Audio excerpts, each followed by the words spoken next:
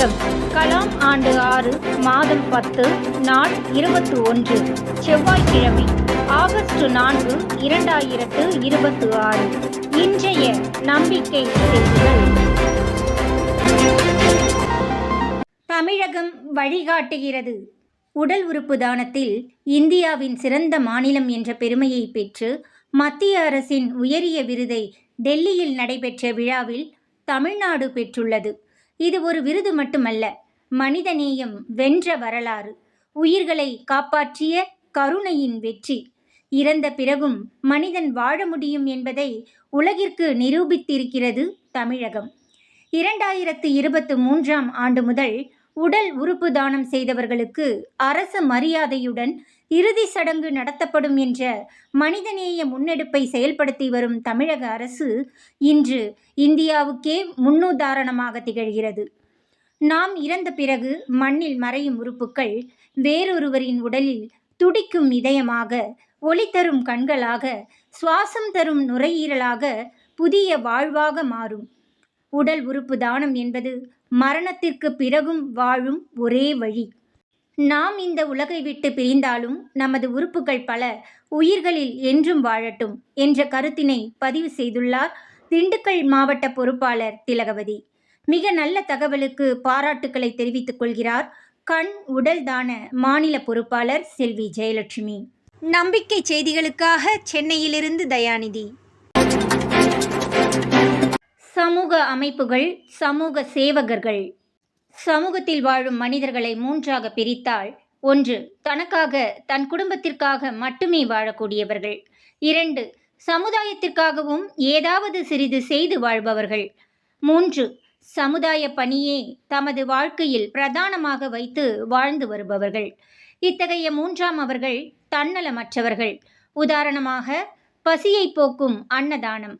தனக்காக மட்டுமே வாழும் அந்த 1ஆம் வகை நபர்கள் இதனை செய்ய முன்வர மாட்டார்கள். 2வது வகை நபர்கள் வந்து கேட்டால் தனக்கு மீதி இருப்பதை ஏதாவது கொடுப்பார்கள். ஆனால் இந்த 3வது வகை நபர்கள், பசியோடு பலர் இருப்பார்கள், அவர்களுக்காக உணவு தயாரித்து அவர்களை தேடி சென்று அப்பசியை போக்கி வருவார்கள். கல்விக்கு உதவி செய்து வருவார்கள். மரக்கன்றுகள் நட்டு நாட்டை பசுமையாக்கி வருவார்கள். ஏரி, குளம், நீர்நிலைகளை பராமரித்து வருவார்கள். ஆதரவற்றோர் குழந்தைகளை, முதியோர்களை எடுத்து அன்பு இல்லங்களை நடத்தி வருவார்கள். ஆதரவற்றோர் சடலங்களை எடுத்து இறுதி சடங்கினை செய்து வருவார்கள். இவர்கள் இதனை செய்திருக்கவில்லை என்றால் பசித்தவர் பசியில் வாடியிருப்பார். கல்வி பாதியில் நின்றிருக்கும். ஆதரவற்றவர்கள் யாசகம் எடுத்து கொண்டிருப்பார்கள். தண்ணீர் இன்றி விவசாயம் பாதிக்கப்பட்டிருக்கும். ஆனால் இவைகளுக்காக இவர்கள் செய்த தியாகம் ஏராளம். இதில் துன்பங்களும் உண்டு. இதனை செய்ய பிற மனிதர்களுடைய உதவிகள் தேவை, பிறருடைய பணங்கள் தேவை, பிறருடைய அனுமதி தேவை. இப்படி சேவை செய்பவர்களின் பண்புகள், திறன்கள் பொறுத்து மனித சக்தி உதவிகள், பொருள் உதவிகள் கேட்பதினாலேயோ வற்புறுத்தி கேட்டதினாலேயோ பெற்று சேவைகள் செய்து வருவார்கள். இதில் பல வகையான துன்பங்கள் உண்டு. ஆனால் அதனை அவர்கள் ஏற்றுக்கொள்வார்கள். இவர்களில் பலர் இத்தகைய சேவையை தனியாக செய்பவர்களாக இருப்பார்கள். பலரை இணைத்து கொண்டு செய்தால் அவர்களது தலையீட்டிற்கு உட்பட வேண்டியிருக்கும் என்பது அவர்களது கருத்து. சிலரை இணைத்து கொண்டு செய்பவர்கள் இந்த சேவைக்காக ஒரு ட்ரஸ்ட் அமைப்பினை ஏற்படுத்தி அதற்கு ஒரு பெயரினை வைத்து சேவையினை செய்து வருவார்கள். இப்படிப்பட்ட சேவை, ட்ரஸ்ட், NGOக்களால் தான் சமுதாயத்தில் பல நல்ல தாக்கங்கள் ஏற்பட்டுள்ளன என்பதுதான் உண்மை. இருப்பினும் மற்றொரு உண்மையை இவர்கள் திரும்பி பார்க்க வேண்டும். காது கொடுத்து கேட்க வேண்டும்.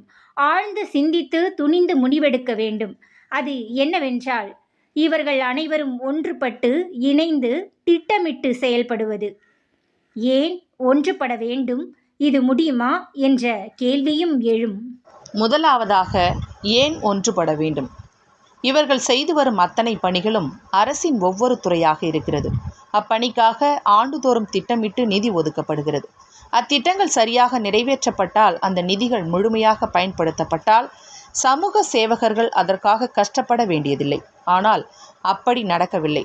உதாரணமாக, நீர்நிலைகளை பாதுகாக்க, பராமரிக்க சிலர் தம்மை அர்ப்பணித்து கொண்டு பலரிடம் நீர்நிலைகளை சுத்தப்படுத்தும் வாகனங்களை பெற்று, அவ்வாகனங்களை உபகரணங்களை பராமரிக்க பலரிடம் நிதி பெற்று தாங்களே அங்கு சென்று உடனிருந்து கவனித்து செயல்பட வேண்டியிருக்கிறது. அது மட்டுமல்ல, இந்த பணியை, அதாவது அரசு செய்ய தவறிய பணியை இவர்கள் செய்ய அனுமதி பெறுவதே அவ்வளவு சுலபமல்ல என்ற நிலை. அப்படி அனுமதி கிடைத்து அப்பணியை இவர்கள் சிறப்பாக செய்து முடிக்கிறார்கள் என்றால் அரசு இதற்காக ஒதுக்கிய நிதி எப்படி பயன்படுகிறது? இப்பணிக்காக உள்ள துறை, சம்பளம் பெறும் அதிகாரிகள், பணியாளர்கள் என்ன செய்வார்கள்? சமூக செயல்பாட்டாளர்கள் செய்ததை அதற்காக உள்ள அரசு துறை ஏன் செய்யவில்லை? இந்த கேள்விகளுக்கு விடைதான் சமூக சேவகர்கள், சமூக அக்கறையாளர்கள், சமூக பொறுப்பாளர்கள் செய்ய வேண்டியது. சுதந்திரம் பெற்ற உடனே தொடங்கியிருக்க வேண்டியது. ஆம், சமூக நலத்திற்காக, நாட்டின் மேம்பாடு உயர்வுக்காக உள்ள ஒவ்வொரு துறைக்கும் தன்னலமற்ற, திறமை வாய்ந்த, ஒருங்கிணைந்த ஒரு மக்கள் குழு அமைந்து, அக்குழு மக்களின் பங்களிப்புடன் சமூகத்தினையும் அரசின் செயல்பாடுகளையும் ஆராய்ந்து அத்துறையில் மக்களையும் அரசையும் வழிநடத்தும் சக்தி படைத்ததாக அது செயல்பட வேண்டும். அதேபோன்று நாட்டின் 100 துறைகளுக்கும் இந்த சமூக சேவகர்கள் குழுவாக ஒருங்கிணைய வேண்டும். இது நம் நாடு, நம் சமூகம், நம் பொறுப்பு என்ற தெளிவுடன் செயல்பட, நாம் செயல்பட்டு வரும் சிறிய வட்டத்திலிருந்து நாடு என்ற பெரிய வட்டத்தில் பொறுப்பேற்று தமிழக மக்களையும் தமிழகத்தையும், ஏன் நாளை இந்தியாவையே வழிநடத்தும் மக்கள் சக்தியை தான் உருவாக்கி வருகிறது நல்லோர் வட்டம். நம்பிக்கை செய்திகளுக்காக புதுச்சேரியிலிருந்து ஜூலிதாஸ். நம்பிக்கை செய்திகளுக்காக சென்னையிலிருந்து தயாநிதி. தமது மண்டலத்தில் சுற்றுப்பயணம் செய்த மாணிக்க மாணவர்கள். ஆகஸ்ட் 3 திங்கள் அன்று கன்னியாகுமரி மாவட்ட பொறுப்பாளர் பாலசுந்தரம், போட்டித் தேர்வுகள் துறை மாநில பொறுப்பாளர் உதயகுமார் இருவரும் தென்காசி கடையசத்திரம் பாரதி மேல்நிலைப்பள்ளி மற்றும் உயர்நிலைப் பள்ளியில் மாணிக்க மாணவர்களை சந்தித்து கலந்துரையாடினர். அத்துடன் தலைமை ஆசிரியர், ஆசிரியைகளையும் சந்தித்து மாணிக்க மாணவர்களுக்கான விருது விழா பற்றி பேசியதோடு நல்லோர் வட்டத்தின் செயல்பாடுகள் பற்றி அவர்களின் கேள்விகளுக்கும் பதிலளித்து தெளிவுபடுத்தியுள்ளார்கள். மதிய உணவிற்கு பிறகு ஆய்குடி அமர் சேவா சங்க சிவ சரஸ்வதி வித்யாலயா மேல்நிலைப் பள்ளியில் ஆசிரியரிடமும் தலைமை ஆசிரியரிடமும் மாணிக்க மாணவர்களுடன் கலந்து உரையாடினர். இணையதளத்தில் வார கூடுதலில் கலந்து கொண்ட மாணவர்கள் நேரடியாக சந்திக்கும் பொழுது அவர்களின் புரிந்துணர்வு இன்னும் அதிகமானதை அனுபவமாக மாணவர்கள் பகிர்ந்து கொண்டார்கள். இன்றைய பயணத்தில் 36 மாணவர்களை சந்தித்து உரையாட முடிந்ததாக பாலசுந்தரம் தெரிவித்தார். நம்பிக்கை செய்திகளுக்காக புதுச்சேரியிலிருந்து ஜூலிதாஸ். இத்துடன் இன்றைய நம்பிக்கை செய்திகள் நிறைவடைந்தன.